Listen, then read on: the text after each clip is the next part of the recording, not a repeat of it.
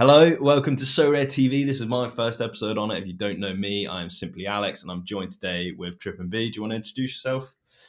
Hey, what's up, Alex? Thanks for having me on. Yeah, my name is Daniel, but I go by Trip and B in all things gaming, whether it's FIFA or So Rare. And I'm the host of I'm the co-host, I should say, of the So Rare in the States baseball podcast. My producer got mad at me for not mentioning that in the last video I was in, so I gotta drop that in there. Here to talk football and not baseball today, but yeah, I love all things so rare, and I'll probably be getting into NBA when that launches. So Perfect. So, where I want to jump in today is essentially where does Sorare fall under kind of an investment versus gaming into that transition? Because I know completely Sorare is not an investment, right? I don't want to put that in anyone's mouth. I don't want anyone to think that coming and watching this video. But for me, it's not a game either. It's not, you can't jump in and play every weekend for free and have the same amount of fun you can whilst having, like you would a traditional game. It's one of this kind of new ground, new technology, somewhere in the middle between, gaming, but you can also make a return on it. I think we're going to see much more of these products going forward. It's like if Fortnite, you were able to sell your skins, right? And you made a load of money off that because you were in early and you got rare ones and all the rest of it. How does that work? And I suppose my question for you would be, how much does Sorare need to keep the economy of cards, keep the value of cards stable or increasing? Because we've seen a lot of cards kind of decrease over the last coming weeks with economic problems as well as more supply. So big question, but get involved. What do you think? yeah, so it it's weird. It is a game, but it costs money, right? So it's like you have to. It is pay to play. So we can debate whether or not So Rare is pay to win. It kind of tends to be in some people's minds, but it's definitely pay to play, right? The one thing I like a lot about So Rare, I think they're pretty solid in things they do, but they also, what I don't like is if you look at the URL bar, like up across the thing, it says So Rare, the free to play NFT game. That's how they're advertising themselves. I think that's a little bit of a misnomer because you're not really playing the game if you're just playing in the common league, obviously. So what to do about it, right? The thing that attracted me to So Rare from the very beginning was that intersection, the fact that it's like a fantasy game, it is an economy, it is a collection platform. So the collection still hasn't really gotten there yet for my liking, but that sweet intersection, and it also brings in a chance to earn crypto, which I think has, I'm bullish on for the long run. So like when I first signed up, I came from the DraftKings world. So I used to play DraftKings soccer like every single day, $250, $300 a day. I would put into contests on that site. That's like way more than a lot of people do, and it's absolute chump change to some of the biggest whales on that site. So that's where I came in, and I kind of just got burned out on it eventually because their product got stale. They never evolved it, they never pushed it. They just kind of accepted the fact that not that many on DraftKings, the NFL and the NBA are way the two main sports, and soccer doesn't really get a lot of love. So I was pretty much burned out with DraftKings. I was ready to quit playing DK regardless, and that's right when So Rare sort of came into my life. A couple friends who I played DraftKings with said, "Yo, you got to get on So Rare." And I'm like, okay, this is a great way to continue to play fantasy soccer and make crypto. I saw it as like as an ETH generating device on one level. It's like I want to be able to get ETH, like. And I don't think there really is that motivation to come play a game that you can't win something worth winning. Yeah, right? definitely agree. Just before we go on there, can I ask, can you give a quick 30-second synopsis for people that don't know what DraftKings is? Because obviously Sure. it's a big in America, but a lot of Yeah. the rest wouldn't know. Yeah, that was that's probably the biggest problem, is that they never seem to crack the UK market with the soccer product. That's why DraftKings kind of struggled so hard and never really grew over the years in the soccer world. What it is called, it's daily fantasy, and you have a salary cap. You build an 8-man roster just for a specific day, and you have a salary cap of $50,000, and then every player has a salary, right? So that you can enter contests for $1. You can enter contests for 25 pence. You can enter contests for 500. You can. There's all kinds of levels of what you can enter, and you can enter contests that are like head to head, like me versus one other user. you can do what's called a 50-50, which is like a group of 10 or a group of 11, and the top 5 get double their money, and the 11th person is the rake, obviously.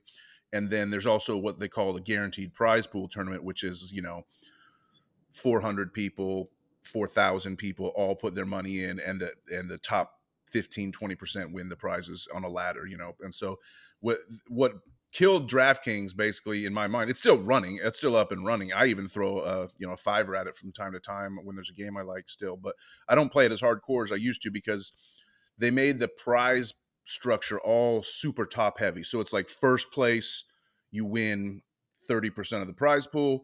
Second place, you'd win like 5, 6, 7% of the prize pool. It's a really steep drop off from first to second, and then all down the line. So it kind of churns the money in and out of the system. So what that does, why I'm talking so much about DraftKings is because, like, it's kind of an instructive example for me of when you just churn out users and you sort of don't really like do anything to lift the floor and raise up like the ability for low income or just smaller level players to stay in the game. The way DraftKings works, it just kind of churns out your money, and if you don't win, then you go broke really fast, basically. So Sorare is so much better because, like, you don't have to pay to enter the contest, right? You buy the cards and you enter a contest, and if you lose, if you don't win, you can use those same exact cards that you own and just in the next contest, the next week or whatever, which is great. But uh, there still needs to be like an ability to win, and the one thing is for it to grow. Otherwise, the games will just stagnate if they don't find a way to make it easier for people that can't buy the most expensive cards and give something to shoot for, to add more utility to the lower tier cards. Basically, Sorare is all about utility, and that's why I think the inspiration for us wanting to get on here today was talking about, there's this chatter on Twitter in the some of the Sorare tweeters out there are all, it springs up from time to time, but should there be a threshold in the limited division, and I wonder where you come on that. I personally think the answer is yes, but probably not for the same reason that a lot of people are arguing. I just think it would add utility, and Sorare is all about utility. So and it would add liquidity as well. I like the knock-on effects in the market of adding a small threshold. I don't know exactly what it should be, or I also think you should raise the points needed. There's enough cards in the system now, and older cards that have lots of XP and things like that. And people also know how to play so much better than they know how to build better lineups. The users do. So like 205 and 250 is like so easy to make and rare. You can make that with 3 players sometimes. So I'm not saying that I'm not all like, oh, I'm not one of those people that's like, oh, Sorare screwing us all the time, da da da. Like, I think Sorare can take some steps to make it harder for us in terms of raising the points needed for a threshold. But I also think they should give more money back to the users in terms of a threshold in limited. And I would even put a threshold in the super rare division, because tier 2, tier 3 super rares are just absolute dog, and it's really tough to move them on and things like that. So the specialist and underdog divisions have helped a ton in that regard, but I would still give a little bit of a thresh. What do you think? I just said a lot there. Yeah. My 3 main takeaways from that are that Sorare needs something that's enjoyable to win. It needs to do something for the smaller players, and it needs to be fun. And I think everyone would pretty much agree those 3 points. So for the smaller players, in terms of limited threshold, it works. I think it's a quick fix. I think there's better fixes where it's like bringing value to low scoring cards, or not as high scoring cards, let's call them, without giving an unlimited amount of money, or right from the start, should you be returning money, or should you be returning graphics or something slightly easier, but still gives you some sort of value. Maybe it's not exactly a value you could go out and spend, but it's something Oh that yeah. you've earned. It's something that you deserve, and for certain scores, of course. And then in terms of fun, I think the game's very fun. Of course, it will need to evolve. It needs new leagues. I always hear McBride saying everyone running PSG stacks isn't the future of Sorare, and I couldn't agree more. It does need to do a little bit more there, and especially for newcomers, right? When you can't afford a PSG stack, and we're seeing this. Not to complain. we've got the kickoff limited now, which is limited to people than less than 10 cards. And I think that's fantastic, really. Yeah, More that was a initiatives. smart move. Yeah, exactly. More initiatives like that are only going to help people. It's only going to help the game. And then in terms of, I think the threshold talk is from prices coming down. And of course, if you got in during, let's say, the top and prices are coming down, it's going to be difficult. But that's also just Yeah. how markets work in general. Mhm. I wouldn't have expected them to have gone down as far as this, but why is that? There's a multitude of reasons. There's a lot more leagues now. There's a lot more. I'd say probably there's a lot more problems in the economy, right? Which is going to put tighter cash constraints on Like people. outside of Sorare, just Exactly. in Outside the world economy. Yeah, yeah, yeah, exactly. And Sorare will be on, very bottom priority for your casual player. They're going to be like, okay, Mhm. well, if I need money, this is the first thing that can go. So there's a multitude of reasons, but people get over caught up in the short term, and it's like even if this lasts for 6 months to a year, you get the same amount of entertainment, you get the same amount of utility with your cards. It's just they're worth less. But if everyone's cards are moving in the same direction, all that does is stop people taking money out of the game, which was worth a certain amount of money and now it's worth less. But these are all speculative anyway. It didn't mean that that Mhm. card, for example, let's just say Mbappe, if Mbappe was at 2 grand, that doesn't mean Mbappe should have been 2 grand. That doesn't mean he's Mhm. overvalued or undervalued. It's just the price at the time, right? So I think people put too much pressure on the short term and we need to fix this, we need to fix that. You shouldn't manipulate cycles of markets, right? Because prices going down is good for the kind of stress testing of the platform on like, well, how does Sorare react to a negative environment? If things are Mhm. only going up, then as soon as it starts to go bad, people are going to explode because it's never happened before. And prices going down aren't all negative. Yes, of course, it's difficult to lose money in the short term, but if this makes this game more available to 100,000 more people when the World Cup comes, it doesn't matter because it's going to be more interesting playing against new people. When there's new people, you can make leagues which are much more fun because everyone's going to be joining them. It's going to be competitive. So to the kind of broader question, is the sustainability of the game important? Absolutely, of course, right? If you're putting in sizable amounts of money, you want a reasonable expectation that if you were to perform reasonably well, you'd get the same, if not more, or slightly less on your return, let's say. But it's not the be all end all, especially short term. Any thoughts back to that? Yeah, I mean, it's not a loss until you sell, right? If you if you bought at the top and your card values have gone down, then keep them. Don't sell. That's what I would say at that point for sure. Wait to see what happens. I think if someone's out there listening to this and they've been stressed and they've been firing off tweets and they've been reading tweets and reading Discord messages and saying to themselves, "Man, I screwed. What my cards are going down. This is horrible. So rare, so bad." My best advice is take a week and don't look at your card prices. Just just step back. That's the first thing. Is just step back. One of the best things I heard you say was just don't get so obsessed with the micro day-to-day changes because they really don't matter as much in the long run. You just have to go back to the start of the platform when people were buying Manuel Neuer cards, for 50 quid. And like they didn't ever have the necessary, they might have dreamed that one day those cards would be up in the thousands, but there was no guarantee. And so there's really no guarantee of anything that's going to happen. But if you believe in the platform, you want to see it grow. I think what you said is kind of the cycle is so anytime cards values shoot up, there's a reason. There's many factors, obviously, form of players, conditions in the world economy, how much discretionary spending people have, and how new contests and new prizes that might be worth shooting for. So people, but all those factors play into the price of a card. But the number one thing, the number one thing that will drive up the prices of cards is demand.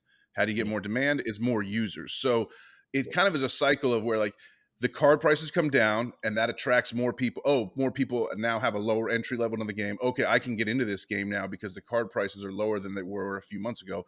So that drives a bunch of people to join the game. Those people all join the game. That kicks up demand. All of a sudden, the card prices trend back up, and they start to hit a peak. And then then it hits. And then there's less. Then the new money that came in is sort of settled. They all have their lineups. They all have their cards, their collections. So they don't need to buy as much anymore, and that starts to bring prices down, deflates the prices. So it's a cycle. You got to be used to the cycle. What Sorare, does Sorare have a responsibility to its users to keep, do things that might uh, artificially or not prop up the values of the cards? No, I don't think so. Sorare's job in relation to its customers is to provide a game worth playing and a platform that works. Are they doing that? That that's remains to be seen. The platform is usually good. The site's not too buggy, but it's also very featureless. There's very little you can do. I think Sorare relies way too much on Sorare data and other third and Tactic.so and Sorare tools and other sites that are out there sort of like scraping the API to give users better tools for how to evaluate their performances. It'd be nice if some of that, more of that, would get baked into the Sorare site. I personally think. I always say, like, what are they doing? Like, why does this site have so much like empty space all over the screen? What if I call up a card? Why do I see a tiny little card in the middle of my screen and then a giant sea of red like all around and stuff like that? Like, why is lineup building so tedious and so many clicks and things like that? I think those are not financial concerns, but those are the things that tick me off more about this game than the natural ebbs and flows of the market cycle. Uh, I I think they could do better. And then the other thing is the game fun to play? I mean, it's a whole other episode, and we do not need to get into this. But like, what's the DNP situation is just so killing the game in my personal like. If the number one thing that's like not fun about Sorare is when you have a DNP and there's nothing you can do about it, and you agonized over this decision 3 days ago when you didn't have the news, and then the news comes out like immediately after the lock. So those are the things that like long term make the game less fun for me. Is like dinky website and DNP crap. And so like, if the game is fun, then the values of the cards will go up because more people will want to play the game. Like it all goes back to like, how do we get more people? The World Cup, I think, is going to bring in a lot of people, but like when you describe it like that, it starts to say, oh, this is kind of like a Ponzi scheme or whatever. And that's where, to get like less Ponzi-ish, to get more, to be less of a money pyramid where the greater fool theory and all that, like it goes to some of what you said in terms of how can they start to provide non-monetary prizes that make the game fun and worth playing. That goes back to the dinky website stuff I was saying. It's like they launched this club shop like 15 months ago, and then they basically just never did anything with it. They've never added any new skins or things like that. They don't make the skins worth playing. They don't. How about ways to, I've always said this. I say this in our baseball podcast almost every episode. Like, your cards that you win as rewards should have a little badge on them versus cards that you bought at auction. Just so that you won this as a prize. It just kind of feels a little different. So like, there's literally limitless things they could be doing, and that's what I wonder a lot more than the price of limited cards going down just a little bit. Yeah. No, I think you're completely right there. Especially like, for me, uber competitive person, I'd love to see how I'm competing against people on a kind of similar budget. I went heavy into limiteds during that period. Was that better than going into rares? I want to see people compete, and I want to have podium rewards. The fact that I've got first place, I should have something that could show that off instantly and be like, this guy won this on this date. So many more things they can be doing. The one thing I want to get your opinion on, because it's slightly more out there. But before I ask that, I do want to say, yes, like I do feel for the people that have seen, limited prices, because, I've got a lot of them myself, gone 30-40% down through no fault of their own. They've been playing average. But if it has bothered you outside of like, this is annoying, I'd prefer it to go up. If it generally caused, a mental problem with you, maybe you're overexposed. Maybe it's time to sell off some cards and say, do you know what? I was overexposed. Maybe not just financially. Maybe you could afford to lose the money, but emotionally, where it's like, that's caused too much of an issue in life for something that's so small. And can expect to happen again, and can even go lower, right? So that would be my thought. Consider whether you are over invested. If this bear market, and it's only been going a very short time, it can go much longer, has affected you. I just mentioned that, and then because you're a big baseball fan, and you've obviously got the podcast on it, how does not having ETH prizes at all not impact the game? Because that's quite obvious. How do you feel playing it? Do you feel you're still getting rewarded winning top prizes? I don't love it. I did win. I won first place in one weekly game week in one of the rare All-Star contests, and felt really great to win. I got a pretty good prize. I got a young, like big, good hitting prospect who is on, has a lot of years ahead and is on the verge of becoming a superstar, a guy named Jordan Alvarez. So, I mean, I won a pretty good prize, but I felt like, damn, it's a shame I couldn't win some ETH for this, for sure. Yeah. The people have different feelings on the lack of ETH prizes. What I would say about the baseball game right now is 4 or 5 months in now that it's kind of, I joined Sorare in March 2021. So I missed like the early waves, unfortunately, like 2019 and 2020. But I have a lot of friends who have been playing since the very beginning. So they tell me the market and the game environment used to be back in 2019 when they were buying, Lamkel Z cards and, no one knew who Hans Vanaken was and things like that back in those days, those dark ages of Sorare. It feels very similar as to the current state of baseball, which was it's all speculative, excuse me if I can say that, and people are just kind of riding it out and seeing how it goes. I describe it as just an accumulation phase. To me, this is all accumulation phase. I've sold maybe one or two of the MLB cards that I bought, but no, mostly I haven't sold any prizes, any rewards. I'm holding on to everything because I just want to get as many cards as I possibly can in this stage of the game because it's so new. Because I believe I'm not 100% sure, but when the football product first launched, I don't believe they had anything. They definitely didn't have thresholds. I don't know if they had ETH prizes for podiums. I don't know exactly how that worked, but like I do know that the prizes were not exactly, all world, like go out and get it. One of my friends, a guy named Jimmer, yeah, he's an OOG on the platform. We were looking at some old cards in his gallery. He has a Diogo Costa, right? Stud U23 goalkeeper and whatnot. I said, when did you win that, man? Like it was a 2019 version. I was like, how'd you get that card? And did you get it for cheap or did you win it? So he looked back, he won it. When he was a backup keeper for Porto in 2020, that was a star reward. That was his 5th place Challenger Europe reward, was a backup goalkeeper. So like, and now, that particular specific card has gone on to become one of the great cards on the platform but like he probably won a lot of other star rewards back then that have become digital dust, right? Like if we went and like really dug into his gallery. So like the prizes back then were not necessarily like world beaters. And yet the game evolved and it was fun and people kept playing and as the game grew, the prizes get better. So who knows what will happen with the baseball? They may add ETH prizes. They may find it finally expedient to do that at some point. I think that some gaming regulations in the United States I think Major League Baseball is the one who said, no, you can't give cash prizes. And so it was like, okay, fine. No protest there. We have no need to give cash prizes if you don't want us to, that kind of thing. So, I believe that's the real reason. So who knows exactly what will happen with NBA when that launches in a week. But I do think that it's all what you're in for, right? And everyone's going to have, you mentioned, I think the whole sort of, the mental health aspect of it that you alluded to is very real. Like if your investment in Sorare is like infecting your outside outlook on life, then yes, you need to get out of this game. Everyone has their own kind of like, what their comfort level of their investment and stuff is. And for me, I'm kind of lucky because just so to reveal my own bias, I'm not bragging or anything like that, but the way I approach this game is it's almost all completely a free roll for me because I bought crypto 8 years ago. So like I have insane return gains from the Bitcoin that I bought like 8 years ago that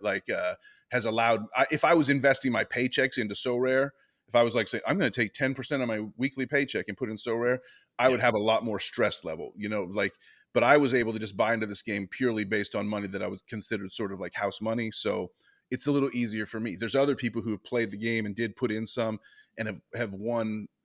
I have not ever take anything out of Sorare. Everything I win, I just reinvest into the galleries. I'm trying to grow it. And I'm hoping that, at some point when ETH kicks up to when ETH goes on another bull run, that'll be my time to sort of maybe look to take some out. So we'll see. I do feel bad for those people who bought in at the top and whatnot, but like another top has to be coming. When I bought in, it was the top. It was the current top at that time in March of 2021, and I made some horrible buys. I bought James Sands for 0.28 ETH. You know, he's a 19-year-old midfielder for New York City FC at that point. I'm like, oh, this guy, he's got so much potential. I'm like, I need a good young midfielder. I didn't really know what I was doing, so I Yeah. way overpay for this guy who's now just complete. And then he goes to Rangers. I'm like, oh, maybe it'll help. It'll look out good for him that he goes to Rangers, and he's just complete nothing at Rangers. So we all make bad buys. We all make horrible top buys, and if it makes you if you're blaming Sorare for like your own mistakes, then that's kind of becomes a you problem at that point. So Yeah. Yeah, I think that's a really good point. So if we were just to round it off, then I'll try and give a conclusion, and if I'm in the wrong in any part, you can jump in and say. So it's not Sorare's responsibility to make card prices go up. It's Sorare's responsibility to make a good game that people want to play, that people come back for, with a high retention rate, and that's a byproduct of cards going up in value. There's so many things that they can do to increase that. The collectability side of it, fun new tournaments, all the rest of it. If you are affected by a bear market, prices going down, you might need to look internally and say, am I too invested either emotionally or financially in this product? And then, zoom out and say, okay, if we've had a bad 6 months, how was it the 6 months before that? How was it a year before that? The growth on this platform is huge. And for me, there's no reason why I see it stopping. Even just growing sports, right? We've gone from 1 to 2 in baseball, soon to be 3 in basketball as well. That would be so fun. And adding the American market is almost untapped.